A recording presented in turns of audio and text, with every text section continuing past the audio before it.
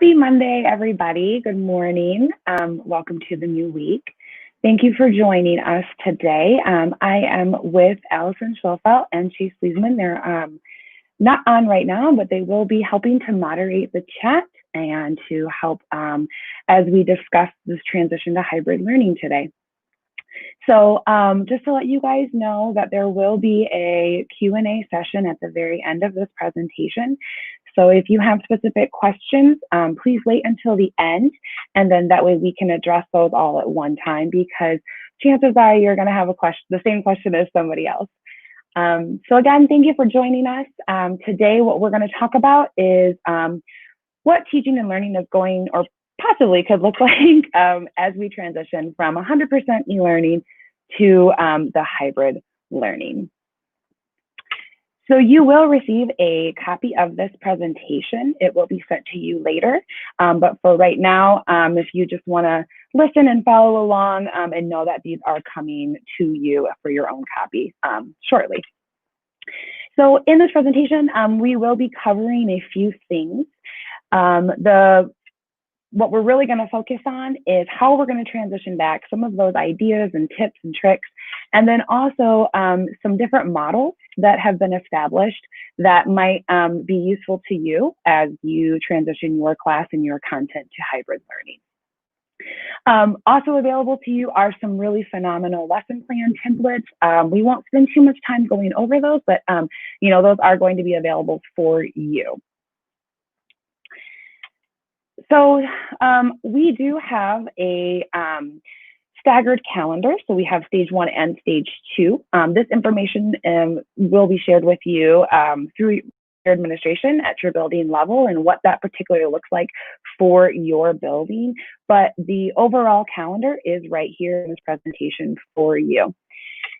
And I just want to point out that October 7th and 8th are those orientation days, but just for selected groups. So if you do teach 9th grade, then those students will be in the building. All the other students, they will be doing asynchronous learning. So as we transition back, I just want to say that all of this whole situation has been it's been trying. For some people, it's been very stressful. For others, they're learning how to cope and manage with it. So everyone's kind of falling in different areas along that spectrum. But just as we had to adapt and change our instruction for 100% e-learning, we're going to have to do the same thing as we move to hybrid learning. So, based on how we have structured this, your traditional teaching methods and curriculum may not necessarily look the same, even in this hybrid model, even though students will be with you in person. And so, thinking about ways that you can adapt your instruction to make things, less stressful and better on you and your students and families and the community are going to be what we need to really step back and look at as we move forward. So some of these major overarching key points that we need to keep in the forefront of our mind is that, establishing routines and being very mindful during this transition back is crucial. So not only is the stress going to be coming from just managing all the different moving parts, but for some students especially, this is the first time that they may be in your building. This is the first time that they've been in school in, I think, going on 6 months for some students. So that transition is going to be a little bit difficult. We have all these new routines. We have masks that we have to wear. We have social distancing that we have to observe. And so really focusing on what those routines look like and helping your students, all the way from, the 6th graders to the 12th graders, they all need time to really understand how they're going to exist in this new normal. And so, focusing on those SEL activities and routines before just kind of jumping back into your content is going to be really important, as your students are getting used to what this new structure is going to look like. And so as we transition, making sure that your asynchronous lessons for your students that are not in the building or not with you during this transition back time, this stage 1 time when we have kind of the orientation and then these groups are slowly coming back in, you're going to want to make sure that those are very clear and manageable. And we all know that sometimes when we write directions, we have to then rewrite them. So really kind of focusing on, can my students do this on their own, is going to be what will lead to success for both you and your students, because you'll want to make sure that you are present and focused with those students in the building as we start looking through these routines. Moving back into our content, just like with e-learning, we needed to focus on our priority standards. Not everything can look the same, and not everything that we taught can be translated the same way. So really focusing on those priority standards and, thinking about that depth versus that breadth of what it is that we are managing and teaching to our students. As we transition back, so we are moving to hybrid, but we still need to continue with those e-learning guidelines. At any given time, our student may be, who was supposed to be part of cohort A in the building, may be at home. We are not exactly sure what was going to happen. And so we need to follow those things that we were doing when we were 100% e-learning, such as providing recorded direct instructions and making sure that all lessons and related materials and links are accessible using your learning management system. So that would be your Google Classroom or your Canvas. And we also need to be very mindful of, our students. They have very different situations, just like teachers have very different situations.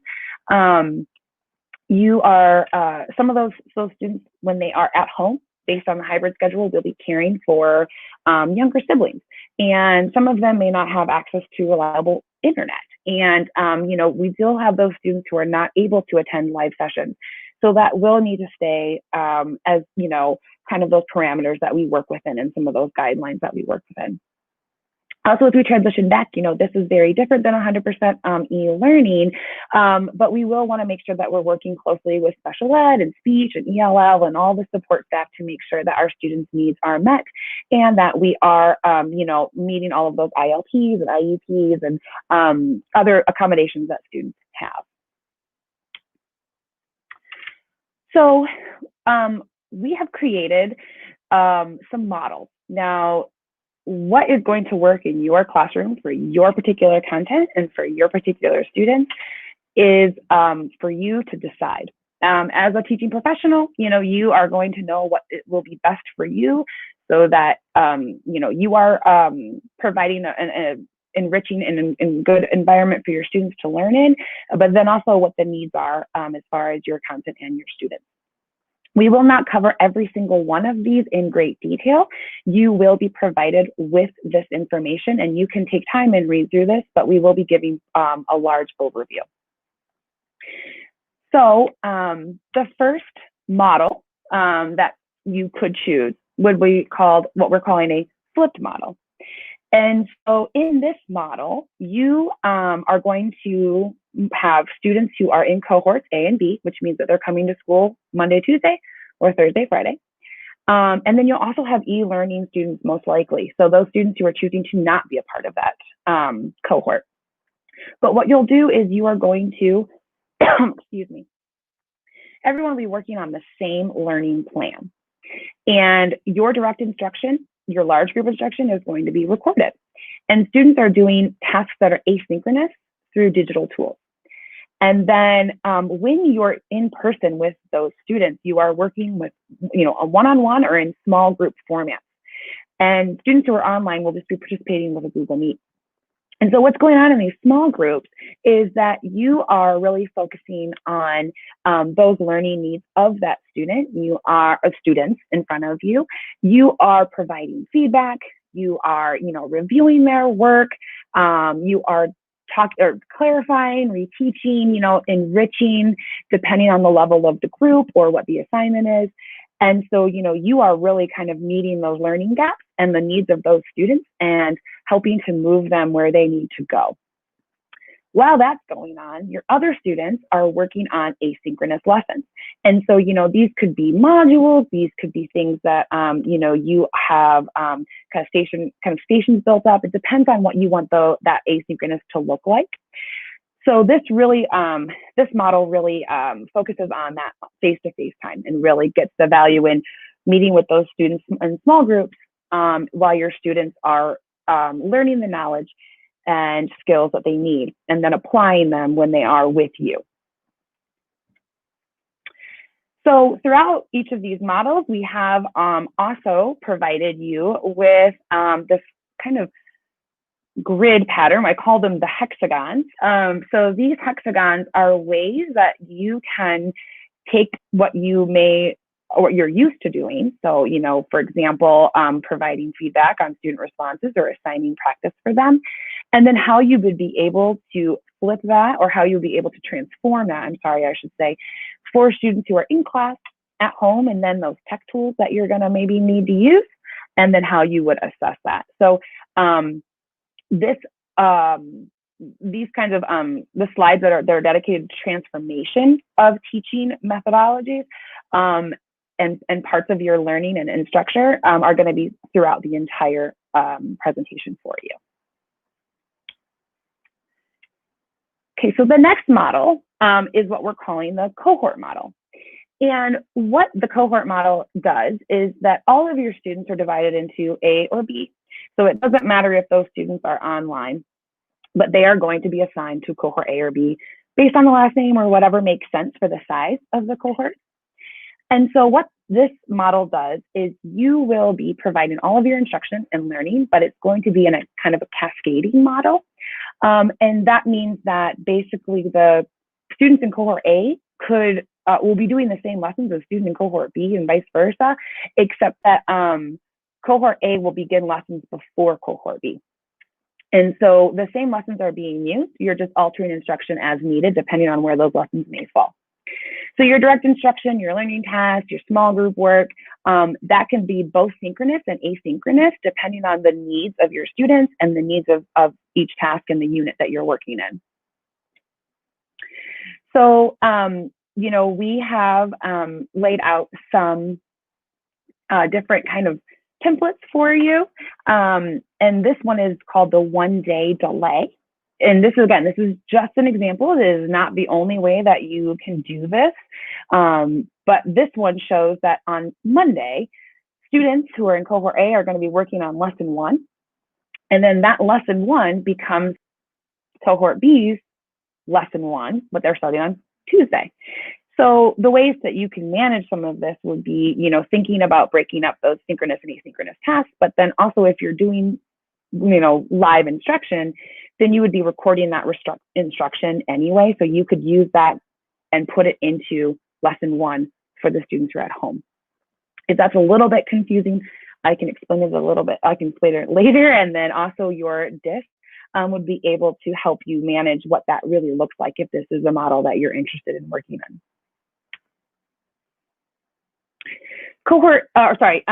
There's also what we're calling a flip-flop with underneath the cohort model. And this is kind of when you think about like learning modules and more self-paced learning. So what you're doing is your students will be working on self-paced lessons or asynchronous things.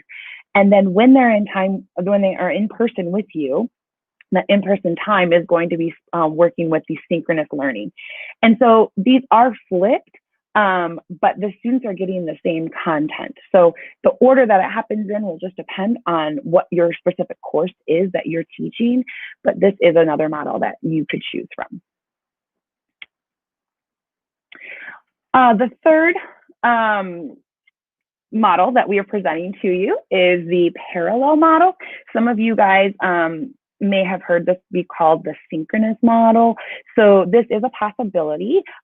If you have a class that perhaps does not work well the other 2 ways, or you have students who need to be interacting together in different ways. And so what the parallel model does is there's no separation between what each of the cohorts are doing. The only separation is that one's in person and one is remote. And so with this model, all of your instruction, your learning tasks, your collaborative work, it can be either synchronous or asynchronous, again, depending on your content. But now your students will be engaging live when they are at home or not in person via Google Meet. And the other students are in person. And so those will just flop. And so let's say that on one day, you have 10 students who are in cohort A and they are attending your class or present in your class on a Google Meet. And then the other students are in class with you. And then on Thursday, basically, those two groups will switch. So that's what this model looks like. And we've given you some ideas for how to manage this. If this is a model that would work well for you, you want to make sure, again, that all of your work and materials and, instruction is available on your learning management system. But you'll post everything. And then, your online students would be participating via Google Meet, and your other students will be participating in person. So, as you go through with independent practice and small group and collaborative work, we've given you some tips and tricks of how that might be something, or ways that you could make that happen in your classroom. Again, everyone's teaching situation is unique, but these are some kind of overarching ideas for you. Under this model, we've also created some ideas for what the students would be doing. And so you'll see that we have divided it up by in-person and then online students. So things like their learning tasks, and they would be able to communicate verbally with the teacher, while the students online who are on the Google Meet would need to be taught how they are going to alert the teacher that they have a question, or maybe how they're going to communicate with the teacher. So this method will take some routine building, because, again, your students, there are going to be some that are on your computer and some that are in front of you. And so you'll just have to kind of make sure that you are taking a good time to really establish those routines with your students, so that they are able to focus on the content and not necessarily how it is that they're going to manage logging into your class and engaging with the work. Again, this is one of the transformation slides. So if this is something that you are interested in doing, then this slide will be very helpful. So it will take you, for example, of, how would you take a mini lesson or modeling, and then move it through for the students in class, the students at home, and then those tech tools. What is it that's going to be needed, and how are you going to be able to transform or redesign that traditional teaching?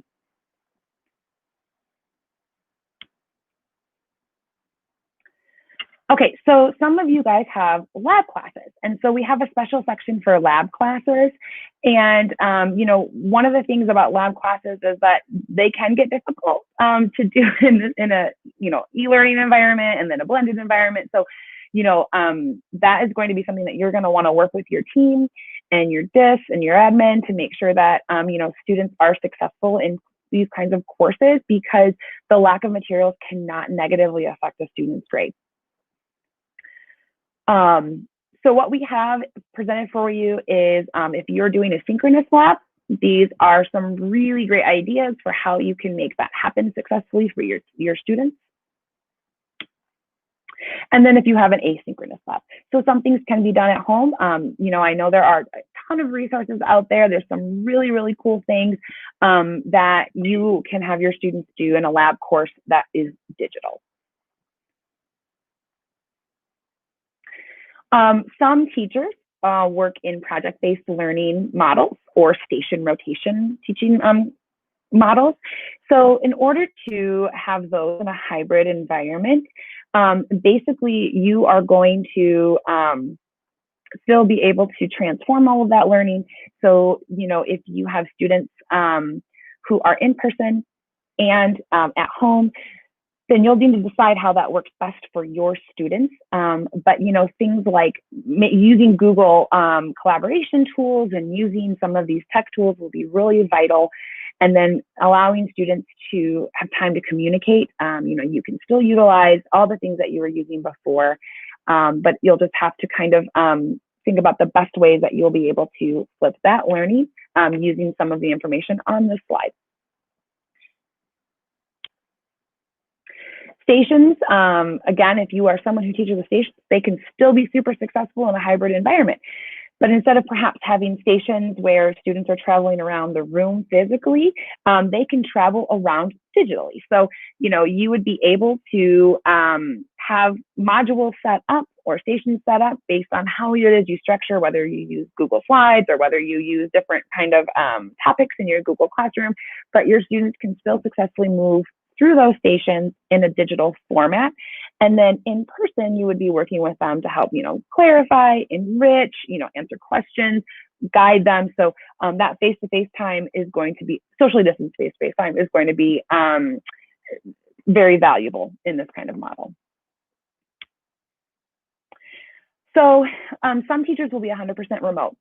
Those teachers will need to communicate and plan with their administration and their colleagues based on their particular situation or need. So if you have questions and you are a 100% remote teacher, then you are going to need to direct most of those questions to your administration. But for those of you who may be, or those of you who are, most of the hybrid models can be adapted for remote learning. So maybe you may not be in person physically with your students, but you would be able to be in person using things like Google Meet and other digital tools. So we do have those wonderful slides for that teacher if they would like to use those. So now that we've talked about like the kind of models that you're going to construct or have your class, or you could have your class exist in, we really wanted to also share with you some ideas for planning and management and instruction and technology.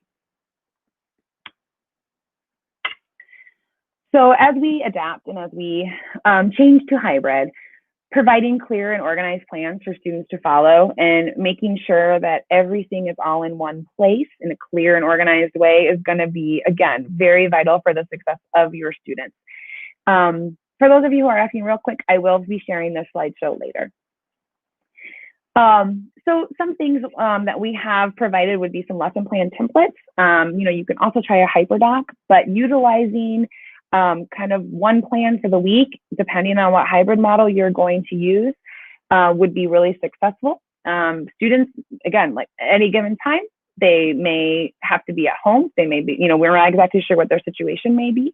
So providing all of that information in one place and kind of one click is going to be a really great strategy.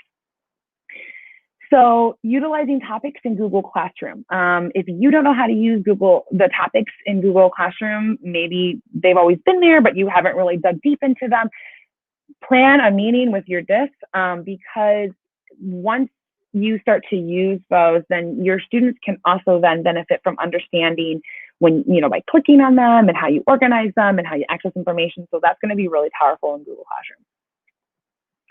Your time on Wednesdays, this is that asynchronous, every student is going to be e-learning. And so, plan those asynchronous lessons for your students, get them that knowledge and the skills that they need so that when they're with you, they can apply that knowledge.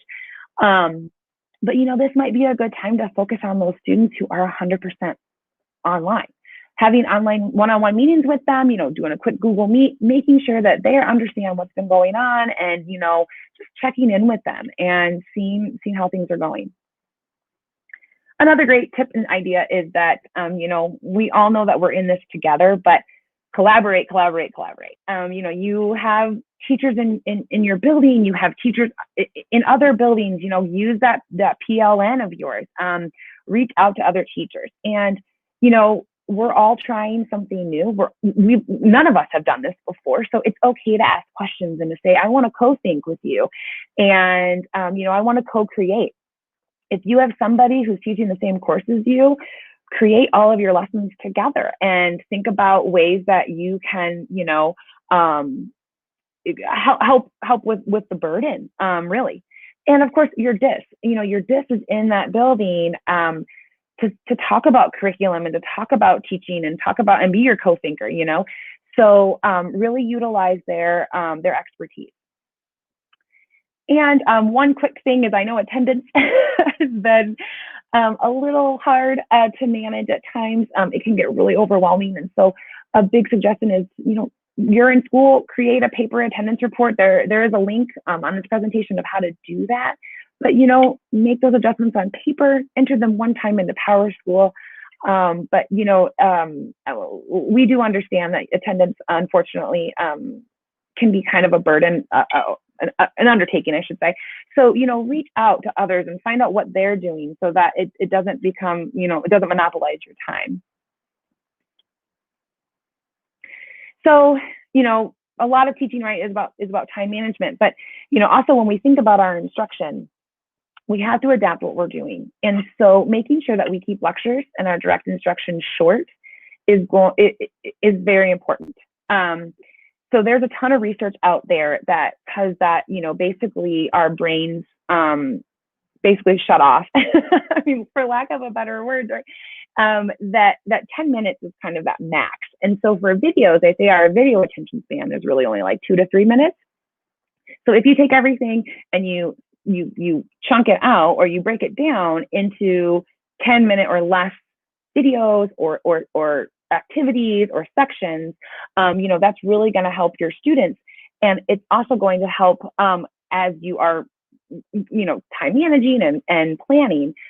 So when students need to go back and reviewing through a 5-minute video is much more simple than reviewing, a 20-minute or 30-minute video. And when you are recording 45-minute long lectures, that's not going to be successful for your students, and that's not going to be the best use of time, because they're going to tune out. So breaking that up is going to be really important, especially as we are thinking about screen time and, kind of navigating this back and forth between being at home and being remote. And one really good idea is to use that one-on-one time, that in-person time for applying that knowledge and meeting one-on-one with those students, like I said before. Again, focusing on that feedback cycle. So there is a link to the feedback cycle course that we offered for the start of the school professional learning sessions. By focusing more on that and less on grading, your students can really think about their own growth and their own learning. And so, that's going to actually save time in the end by giving, very clear and succinct feedback throughout the entire process of an assignment.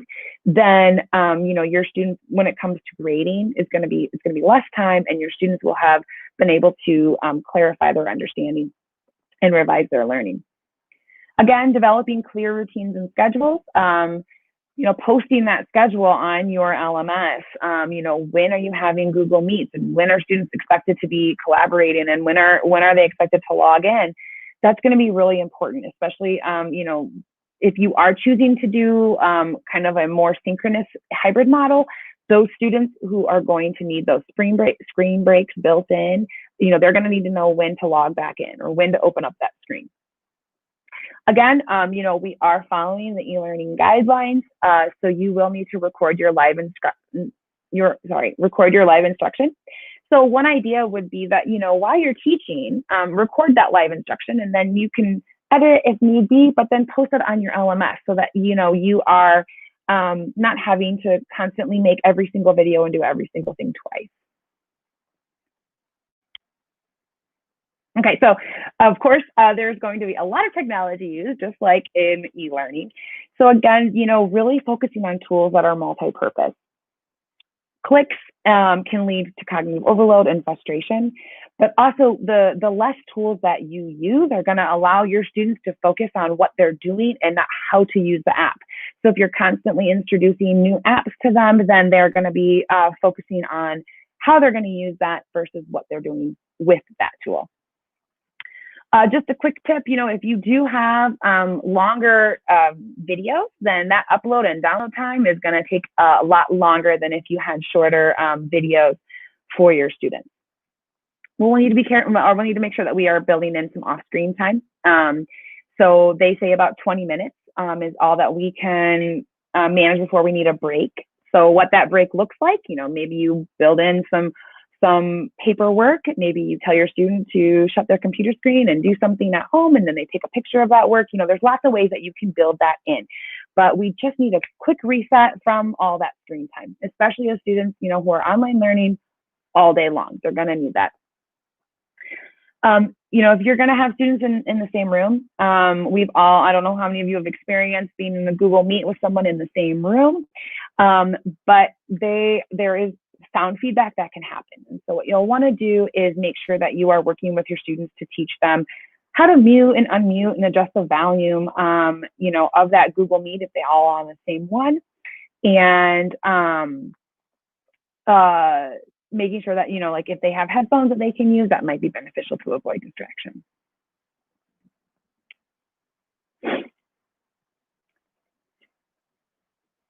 Oh, you're muted. Darn it. Do you want to answer some questions before you move on to lesson plan templates? Okay. So first of all, everybody loves you. And thanks, guys. I love you all. They love your HyperDoc lesson plan template from earlier this year. They really like that. There is a question regarding last term. We were to adjust attendance for up to Sunday night. Is this the same thing, different? And I don't really know if we even know this answer, but what about in-school students? If they log in virtually, do they get like the VC code? You know, that question, I don't want to give you the wrong answer. Right. So I would direct that question to your administration. Again, you know, everyone's school is going to be so different, and we really have to kind of be fluid and flexible up to a certain point. But yeah, I would ask your admin. I'm sorry, I can't answer that for you. I thought there was another one in here. Oh, what about Play-Doh teachers? How can they utilize these models? And what is hybrid learning going to look like for Play-Doh teachers? So with Play-Doh teachers, you know, my understanding, and I'm sorry, I've never been a Play-Doh teacher, so I don't 100% know. But Allison, if you want to jump in, please feel free. So my understanding is that your Play-Doh content is all online. And then you are with those students in a room and you can help clarify, correct?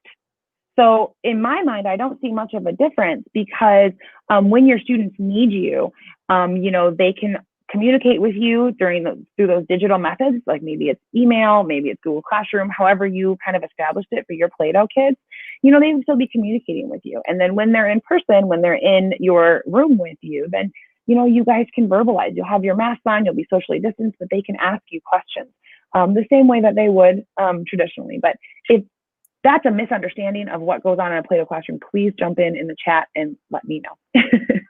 And I would also say if you have full-time e-learning students that are still doing Play-Doh, I would use that Wednesday where we're all e-learning to kind of make sure you have like an office hour of some sort so that they can reach out to you that way.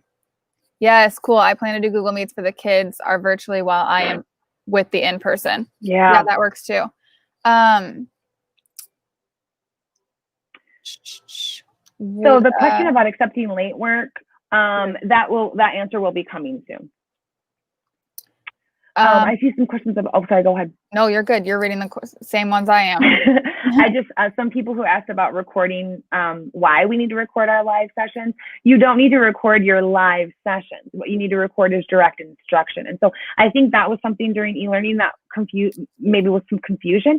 And so you don't have to press record and have the whole class period be recorded.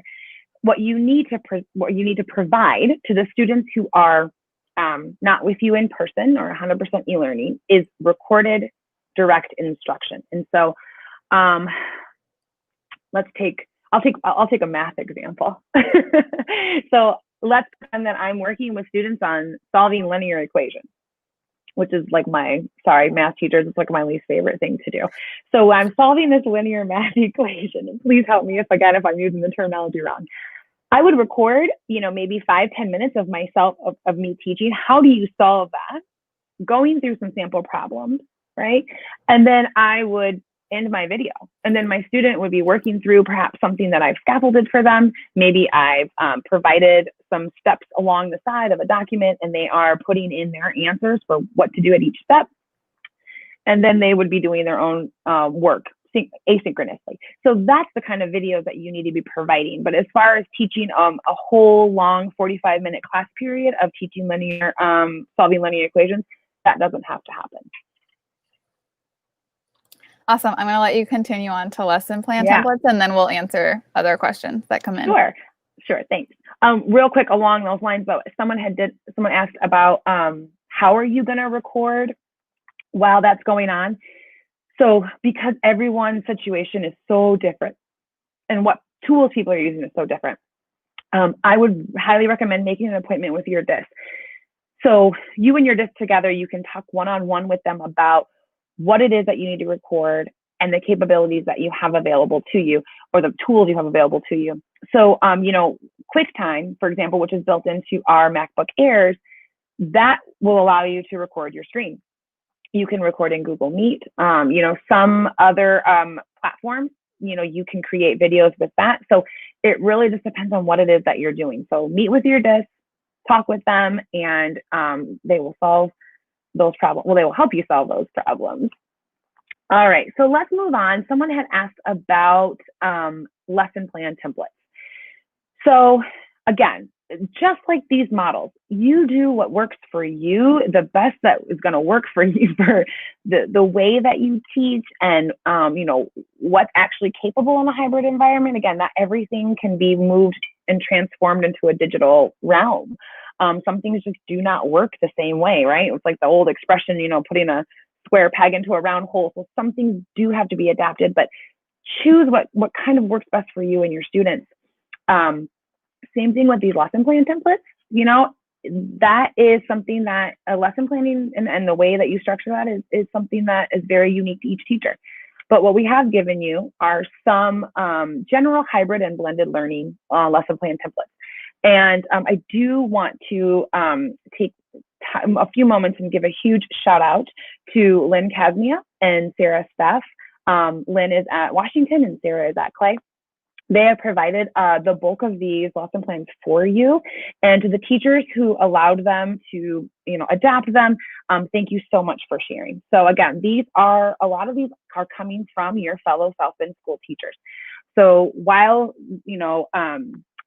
it may require a little bit of adaptation, again, these are things that teachers are using that we have found to be successful. So you do have these available to you. You also have those weekly and multi-day lesson plan templates. So like things like your hyperdocs, things like those weekly landing pages. There are 5 different models for you to choose from. These are by no means the only ones. There are probably thousands and thousands of them out there.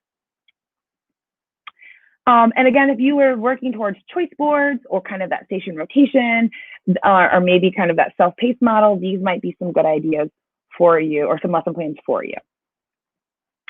So just a quick note that throughout this whole week, we will be, the digital integration team and the professional learning team will be offering virtual office or drop-in hours. So again, your DIS and your admin and your co-teachers are going to be your first best resource. But by all means, jump on into our virtual office hours. We will be sending a schedule soon. Ask us those questions, co-sync with us, kind of just figure out what's gonna be great. And before I open up this to questions and answers, I really want to take a moment. So I did mention some digital integration specialist names, but the secondary digital integration specialist team has been just completely amazing and really made this presentation what it is. And so I just really want to thank you, and I also want to thank the teachers, because without that dialogue between the DIS and the teachers sharing resources, we wouldn't be able to provide such rich content for all of you. Of course, I want to thank your digital integration team and the curriculum instruction team and the digital integration team, but really we're all in this together, and, we are a community and we have to remember that. And so, if you are struggling or you're just not sure, this is new to everyone. So don't be afraid to reach out. Okay, so some questions and some answers. Yes. What about activities or learning tasks that online only students just cannot participate in hands-on? What can those students do? I would kind of refer back to the labs on this one. It's kind of hard to do a science lab at home. Yeah. And that's another thing too, we have to also think about the equitable practices. So, our students, while we may have a way for them to come and pick up materials, some students don't have a way to come and pick them up. So it's not that you're not providing them, it's that they don't have access to them. So, that's a big deal. Maybe I would say even too, if you could have an alternate assignment. So, while I know that's a little bit more work and it's maybe not necessarily the same thing, that might be able to be an equitable practice for those students who aren't able to participate in person. This is a shop class, if that helps you at all. I know. I they don't have the tools and Unfortunately, I mean, equipment. yeah. Yeah. So could it be something where like you record yourself doing it? Yeah. So Keiko is fantastic at this. I was just gonna say her example. She like records them, and then like the students kind of read over it or explain what she's doing.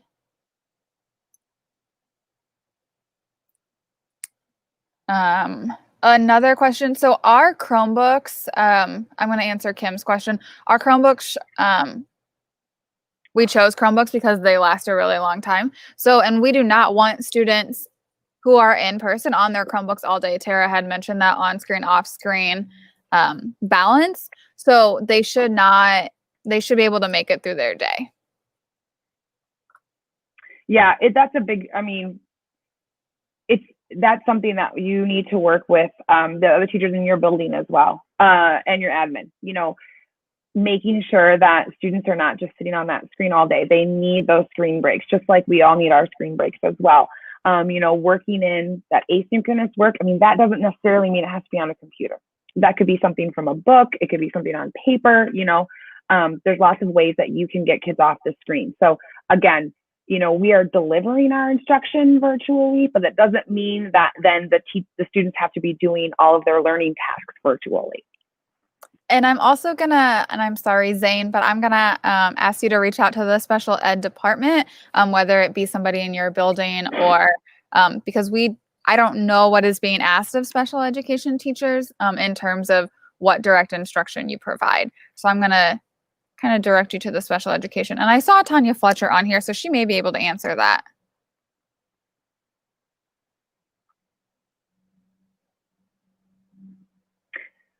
Just real quick, I just want to clarify, students can be on their computers. We're just saying that, be mindful. So students shouldn't be on for every day for all 45 minutes of your class. We're not saying students can't use their Chromebooks. And so another person had talked about there are ways that you can record your screen and not have yourself in it, but your voice could be in it. So that's another thing as well. There's lots of different ways that you can record material, do voiceovers, QuickTime, I will say is great because it will allow you to chop things out. You do one recording and then you can just kind of download that video and chop things out and re-upload it. Super simple. Some of these questions about, students who are about school supplies or chargers, you need to talk with your administration about that. We won't have answers for you for your particular building. A question a while back was, and I'm trying to find the exact wording. Do you have to have separate lesson plans for your in-person students as you do for your e-learning students? Do you want to just kind of re-go over that, explain it a little better?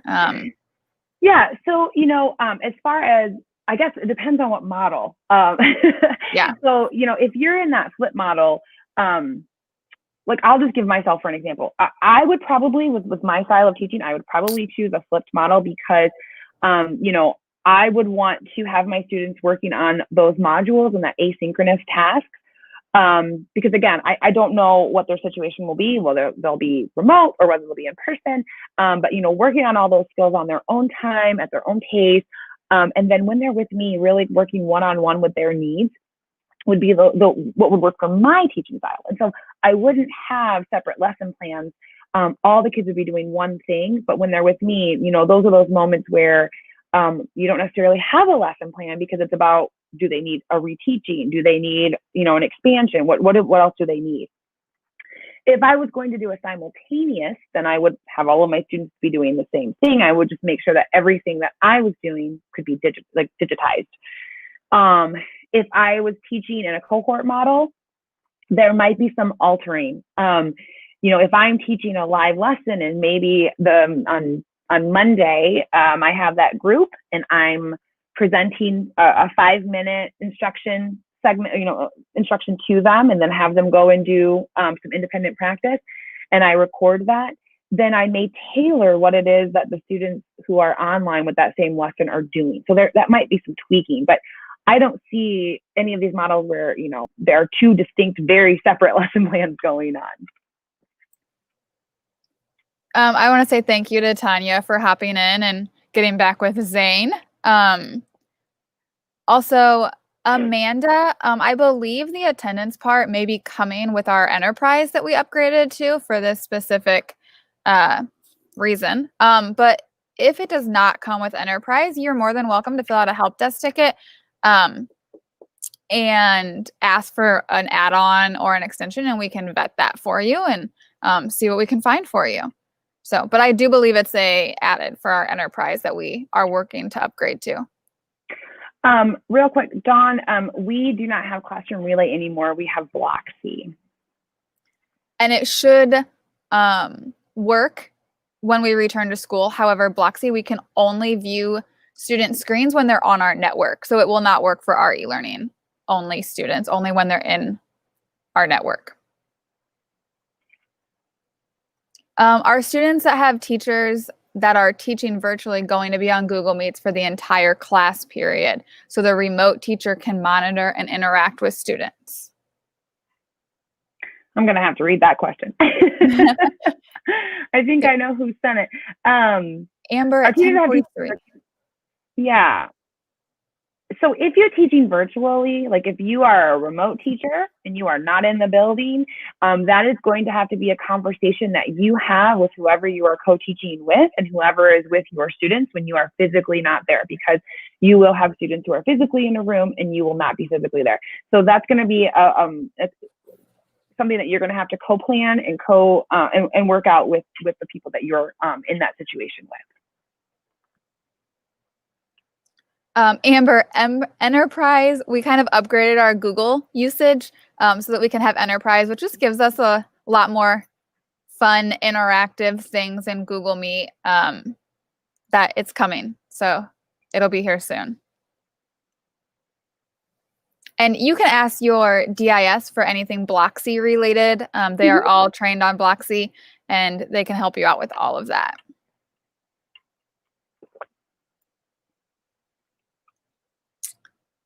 So Tara, I think we're good to go. There's not that many questions. I know. If you want to wrap up. Yeah. So again, I just really want to give a shout out to the digital integration specialists, Brad Cogdell at Jefferson, Lynn Casmia, Sarah Staff, if I'm forgetting the other, but the whole team, you know, have been super important and really have just provided a ton of information. And then again, also to all of you guys, all the teachers who have been working so hard, you know, man, like it is a very unique situation, but without sharing and collaborating, you know, again, we just need to continue to share and collaborate and be together in this. So thank you all so much for the time that you guys have dedicated and all of the resources that you've provided and ideas. We will be sending this slide show out to you. So don't worry, you'll be able to have some more time with it. Okay. Well, thank you guys. Have a good day.